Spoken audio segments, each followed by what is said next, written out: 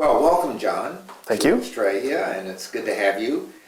You've got an international name in this whole field of smart cities. We don't have a lot of dumb cities.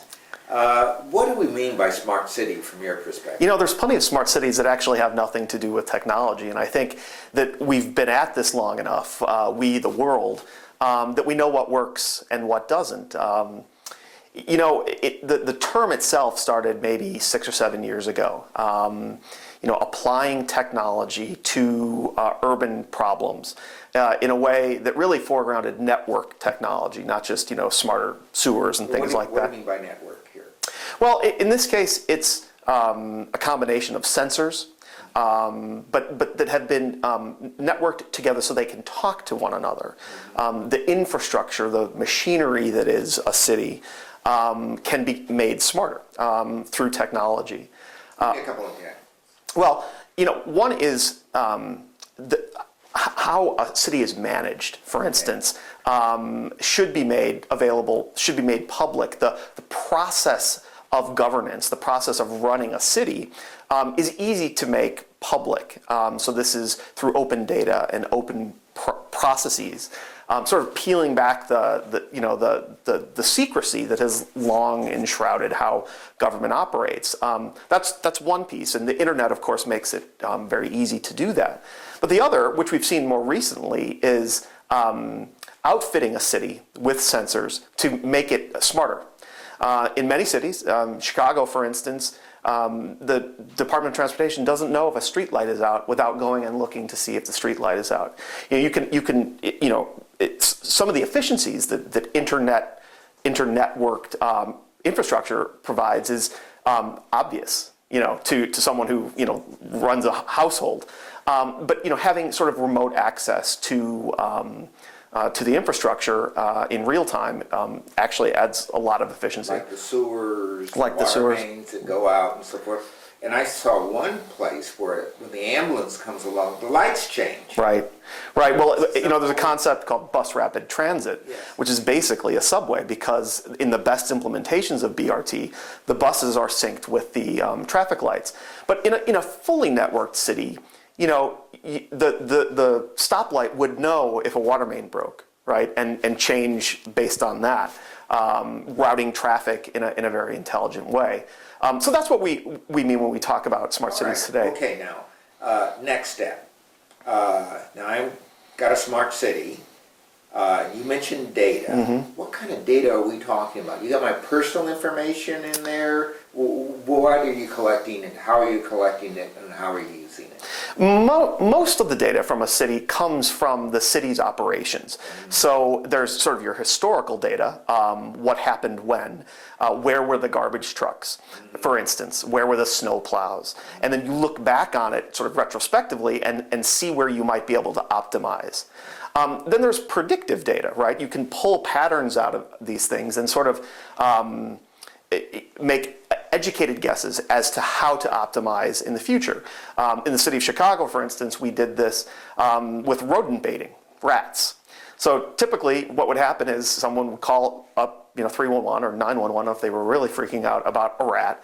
A few days later, you know, someone would lay a trap. That's not the most efficient way to deal with it, because we know that there are leading indicators: high weeds in a lot, trash in the alley, food being dumped. And these things we do have data on. So we began to more proactively bait for the rodents based on these data sets. And you can imagine all kinds of different ways of using this sort of predictive looking forward well, even data. The police, at 3 o'clock in the afternoon, school's out, mm-hmm, where should the cops be? Exactly.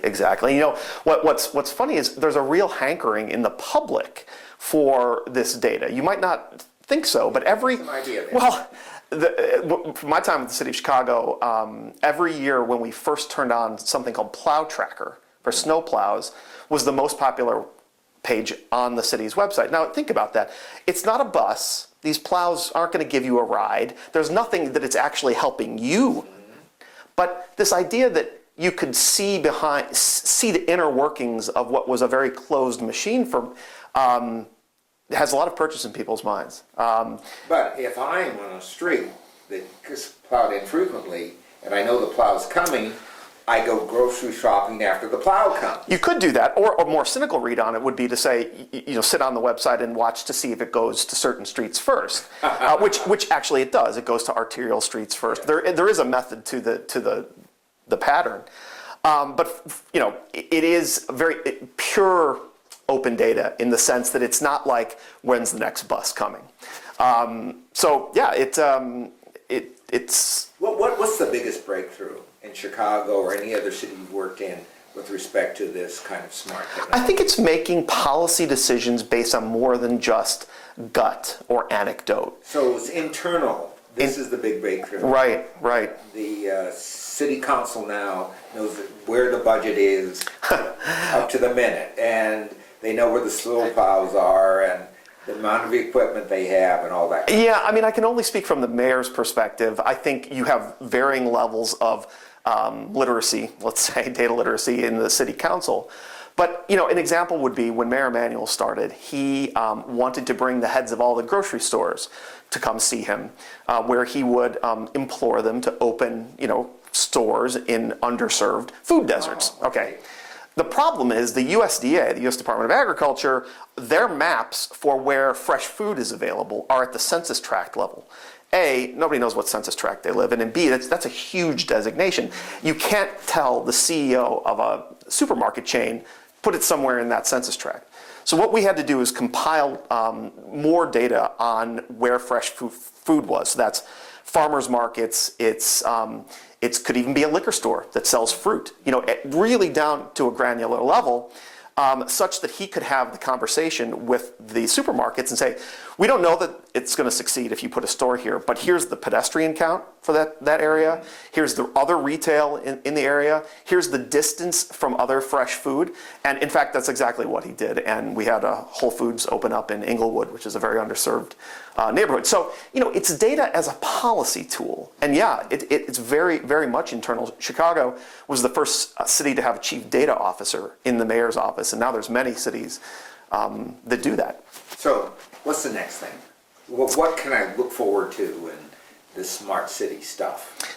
Well, I think we're at a point now where we have to be careful. That there's a lot of ways to screw it up, quite frankly.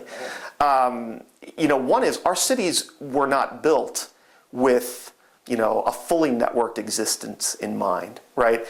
You see, there was a joke a couple years ago, the mayor of Philadelphia, he did an April Fool's Day joke by painting texting and no texting sidewalk lanes. This now exists. There are cities in China that have done that. There is a very, physical implications to network technologies. And just like most of our biggest cities that suffer from traffic congestion now were designed before the automobile, and we've had to sort of retrofit and undo things. Now we've got cities that are having to come to terms with a populace that's basically navigating two interfaces at once, whatever's in your hand and whatever's in the environment around you. So there's some urban planning implications there, and places like Parramatta, for instance, that are essentially starting from scratch, at least in the CBD, may have a leg up. But the other is that oftentimes technology can put blinders on, that the only thing that matters is optimization and efficiency. And if there's one thing we know, it's the reason people love living in cities is actually neither of those two things. If you really love, clean efficiency, you'd live in a suburb. You'd live in a subdivision. It'd be boring. It would be boring. The best cities in the world, there's some grit in the gears. And there's not, actually scientists call this positive suboptimality, meaning the city bends but doesn't break because it's not optimized, right? It's a good thing.